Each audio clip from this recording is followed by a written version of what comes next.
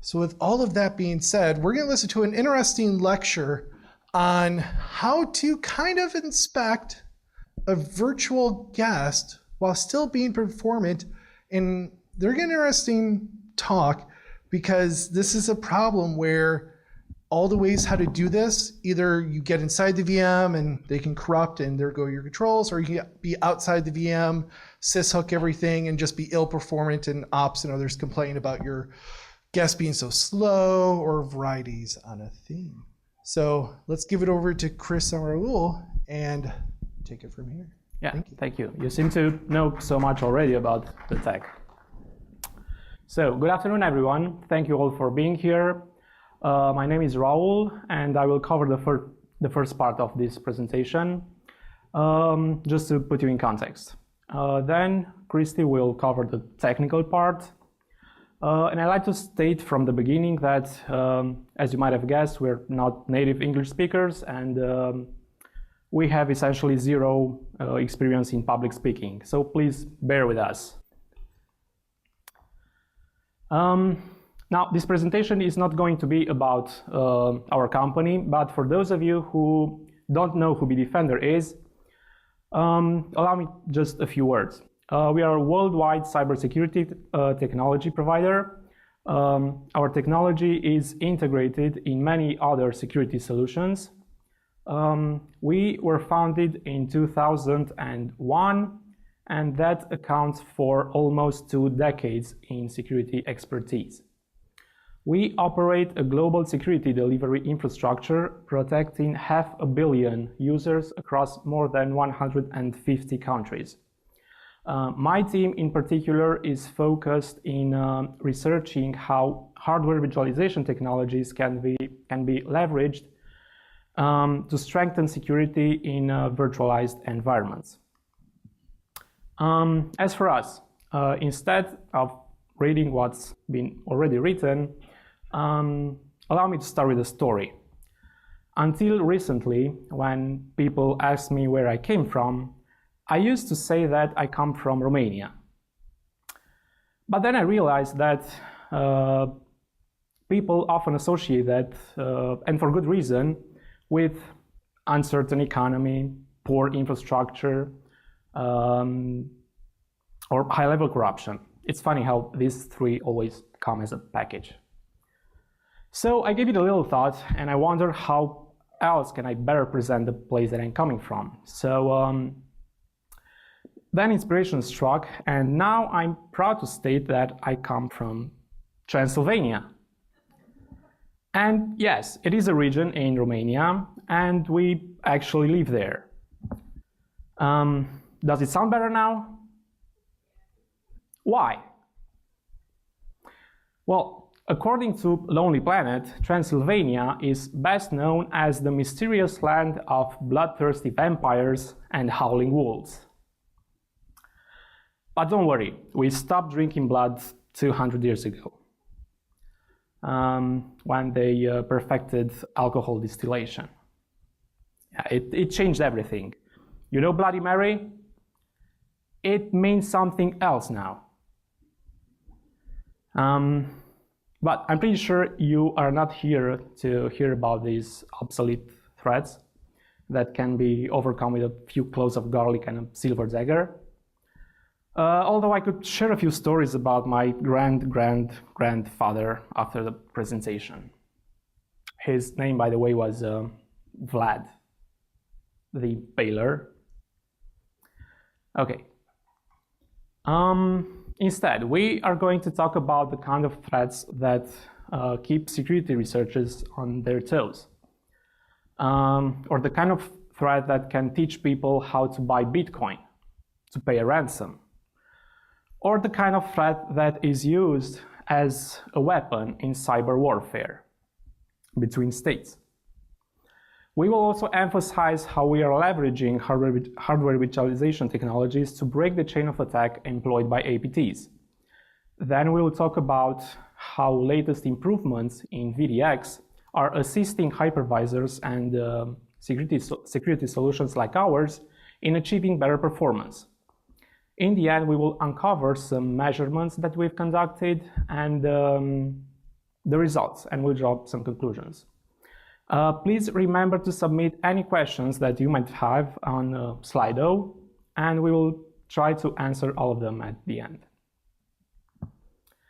So what our team has been developing in the last few years is what the industry calls hypervisor memory introspection, or virtual machine introspection technology. Now, according to the first paper that has ever mentioned hypervisor introspection, it is the approach of inspecting a virtual machine from the outside for the purpose of analyzing the software running inside it. And this is what we are doing. We are monitoring the behavior of VMs from the hypervisor for the purpose of identifying rootkit and exploit activity. So where does this kind of technology fit in the current security landscape? First, let's have a look at a typical chain of attack.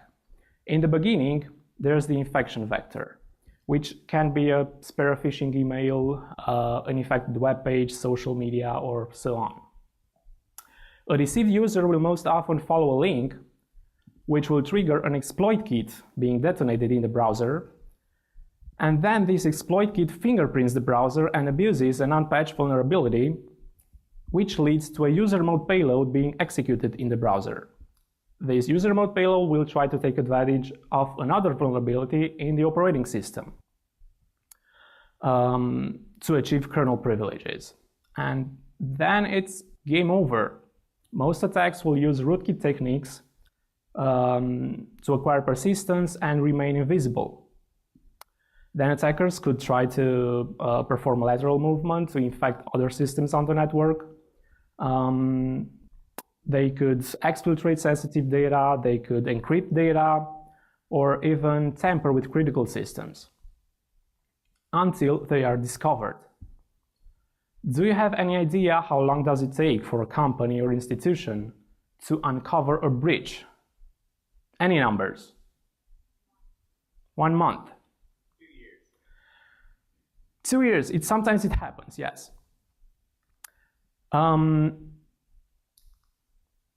The global median dwell time, that's the number of days between the initial compromise and the time of discovery, is reported to be around 100 days.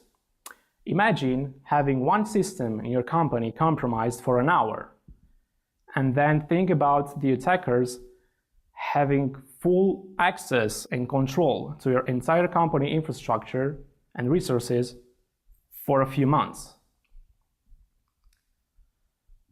Let's have a look now at a few specific and well-known APTs and see how HVI can break their chain of attack. This is Carbanak APT, which by the time of discovery in 2014 has targeted and infected several financial institutions around the globe. Reportedly, just one bank has lost $7.3 million when its ADMs were instructed to spew cash at certain times when members of the attack team were there to collect the money. HVI is able to detect several steps in the attack chain, starting with the exploitation attempt. The same applies to Terla APT. Discovered in 2014, it abused a set of vulnerabilities in Adobe Reader to avoid the sandbox and in Windows for local privilege escalation. Once again, HVI detects and blocks the exploitation attempt as well as the rootkit installation attempt. Wallet Neutron is another example. It's been active between 2011 and 2015 and became notorious in 2013 when it successfully infected companies such as Apple, Facebook, Twitter, and Microsoft.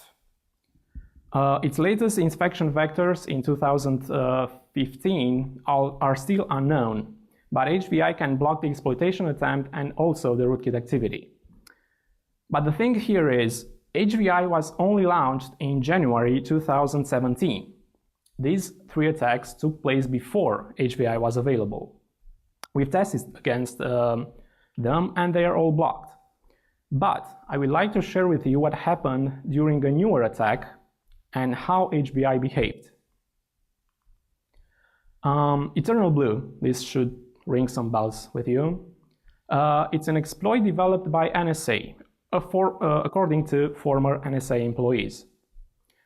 It hit the spotlight in April 2017 when a hacker group released hundreds of megabytes of material reportedly stolen from NSA. The exploit was leveraged in WannaCry attack just a month later, hitting 150 countries and causing losses of nearly $4 billion.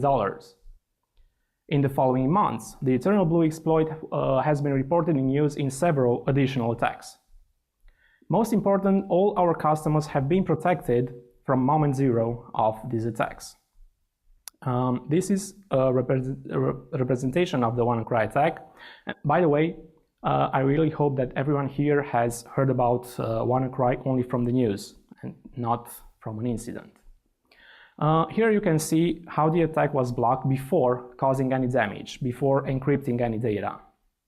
So how was this even possible? I will let my colleague Christy tell you that, and also what obstacles did we hit and how did we overcome them. Thank you.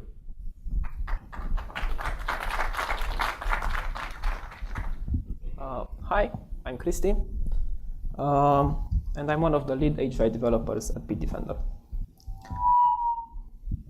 So, as Raul mentioned, the introspection technique was proposed several years ago as a way of protecting the system from outside the system itself.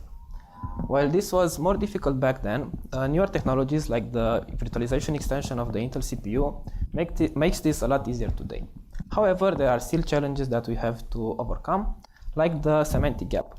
From the level of the hypervisor, HVI can only read physical memory. We have to give meaning to those raw bytes and bridge the semantic gap in order to obtain a higher level view of the VM memory. There are several solutions to doing this, but our approach mixes data structures invariance and dynamic guest behavior analysis in order to obtain the location of relevant objects inside the VM memory. Once this is done, we can target our protection in two different areas, protecting hardware resources and protecting critical memory areas, like code from the kernel or drivers, and certain user mode processes that are typically targeted by attacks, such as word processing, office apps, applications, and browser.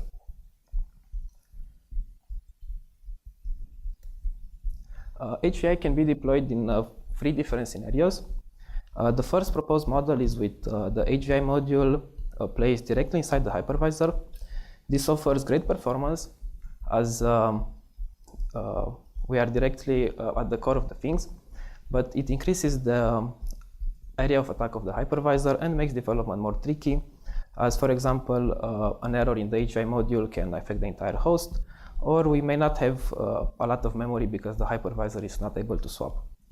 The second approach is to place the HVI module directly inside the introspected VMs. The great advantage of this model is that it's really easy to bridge the semantic gap, but it defies the entire isolation idea. And the final model is with HVI in a dedicated security VM. This offers great flexibility, as we are just another normal user mode process, but less performance as events need to be forwarded from the hypervisor to the VM. Another tricky part is the fact that we only see physical memory, but the VM is using virtual memory. In a virtualized environment, there are 2 levels of memory translation. First one translates guest linear addresses to guest physical addresses using in-guest legacy page table, and the second one translates guest physical addresses to host physical addresses using the extended page table. The legacy page table contains the access rights of the memory as set by the guest, and security tools cannot modify or inspect those because messing with the operating system memory manager is always a bad idea and may crash the guest. However, the APT is entirely controlled by the hypervisor, and HVI can place additional restrictions on memory, blocking several types of attacks. Typically, it removes the write permission from read-only memory areas such as code section or critical data structures, and the execution permission from pages that should not be executed, like the stack or the heap. trying to write to those pages or to execute from those pages will trigger an APT violation, transitioning from the guest to the hypervisor, and then HVI can inspect the access and block it if necessary. One problem that arises here is that the APT controls the translation from guest physical pages to the host physical pages, which means that our protection is set on guest physical memory. But the guest is using linear addresses. So in order to offer a proper protection, we need to maintain a proper mapping between the linear addresses used by the guest and the physical addresses we actually see and protect.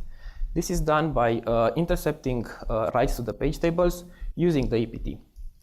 When the memory manager of the OS changes something in the page tables, an APT violation is triggered, and we can adjust our protection policies accordingly. For example, if a page is swapped out, we remove the protection. If it is swapped in, we add the protection. And if the translation itself is moved, we move the protection to the new page. This is where our performance concerns start to rise up. Most APT violations are generated by writes inside the page tables.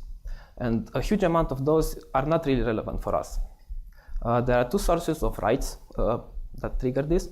The first one is the CPU itself. When doing a page walk, the CPU may try to set the access or dirty bits inside the page tables, and this triggers an APT violation. These bits are set atomically in each level of translation.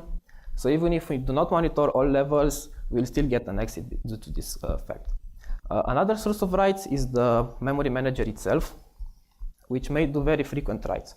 For example, starting with Redstone 4, Windows added some locking bits to the page table entries, which are accessed quite often. But even without this change, there are still a lot of writes that do not interest us because we only care about a small subset of those, only writes that modify control bits or translation bits. Here are some results from Redstone 4. 2% of APT violations are done outside the page tables, and from the writes done inside the page tables, only 8% are relevant for us. We can improve on this by using newer inter technologies like the virtualization exception and the VMFunk instruction. The virtualization exception allows us to convert certain APT violation to an exception that is delivered to the guest without triggering a VM exit. So we can move a tiny part of the HVI logic inside the guest and let it filter these events. We then can protect this stub from the rest of the guest by placing it in a different physical address space. And then we can switch between these physical address spaces using the VMFunk instruction. The VMFunk instruction allows the guest to execute certain actions without actually triggering a VM exit. The only function defined so far by Intel is the APT switch function, which will change the current APT, therefore change the current physical address space.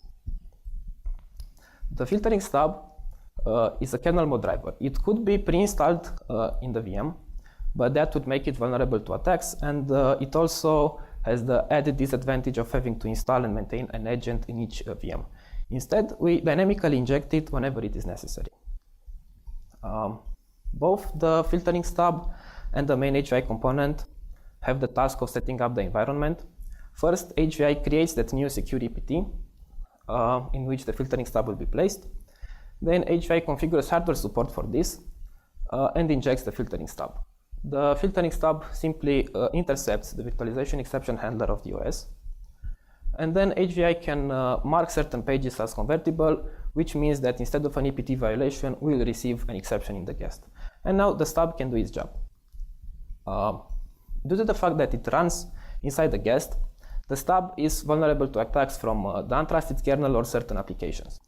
So besides creating that secure APT view, we place additional restrictions on memory. The stub is read-only for the rest of the guest in the untrusted APT view, so an attacker cannot tamper with our code and data and overwrite us. Also, the rest of the OS, while being mapped with full writes in the untrusted APT, is only read-write in the trusted view. We do this because we do not want an attacker to be able to execute its code in the trusted view. And we also need the trampoline page for switching between the views, which is executable in both APTs. Now we can safely filter page table accesses. And based on the source of the write and the way it modifies memory, there are different methods of handling it. For CPU PageWalker induced writes, this is trivial. A bit will be set in the information field of the exception, so it is easy to check. It is trivial to handle. Normally, if this will trigger an APT violation, we will have to either do a full PageWalk emulation or do a single step in order to ensure that all the proper actions are taken. But since we are now in the guest context and we have access to its memory, we can simply access that page one more time, and the new PageWalk will be triggered. For memory manager induced writes, it is more complicated. First, we need to decode the instruction that does the access in order to obtain the new written value. Then we compare the new value with the old value, and if the write is relevant, we trigger a VM exit and let HVI handle the access. If it is not relevant, we have to emulate it, but this is straightforward. Again, we know the value and we can simply write it to the page table. We ran a series of benchmarks, and seen here is a benchmark done on Redstone 4 using the Chrome browser in different browsing scenarios and measuring the load time of pages in 3 cases. No HVI, traditional HVI, and HVI with the virtualization exception improvement. And in some cases, the page loaded 3 times faster. So new technologies really help us improve performance. And now I'm going to let Raul give us some closing remarks. Thank you.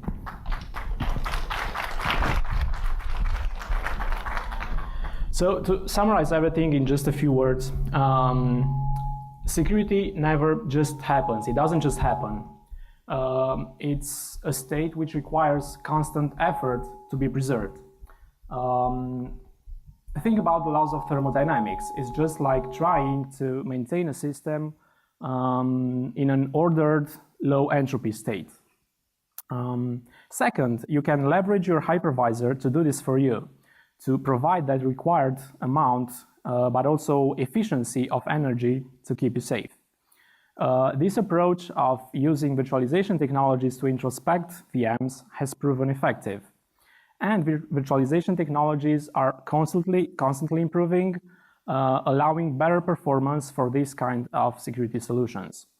Actually, there's one improvement coming later this year from Intel called subpage permissions, which allows us to protect memory regions with granularity smaller than a 4K page. So instead of monitoring an entire memory page to protect, for example, accesses to 128 byte structure, SPP allows us to monitor only accesses to that small structure. Imagine what performance improvement will bring that. So you might be hearing again from us soon. Also, you can check out labs.bitdefender.com to see what our labs are working on.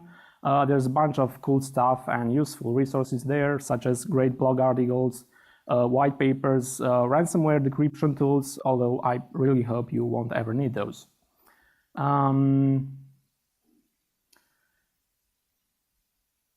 Then there's this awesome threat map, which is always cool just to sit and watch who's attacking who. That being said, thank you once again, and let's see if we have any questions. Any questions from the audience? Okay, sir, coming right on up. Thank you for the interesting presentation. There are a lot of samples that can detect a virtual machine. How do you address this problem? If you have some insights about that, it would be great. The problem of virtual machine detection. You know, malware can detect virtual machine and just await the execution in such environment. The solution is intended specifically for virtualized environments. So if a malware detects it runs a virtual machine, the virtual machine is intended to run on top of a hypervisor. So if the malware refuses to run, it's better. It's okay. So it doesn't matter that the malware detects it's running in a virtual machine. In this case, malware can just stop execution and will not see behavior. Well, our customers use virtual machines already. So the solution is targeted for virtualized environments. Okay. Anyone else? No one online. And it looks like we just had a great talk. So thank you guys. It's been a pleasure. Thank you.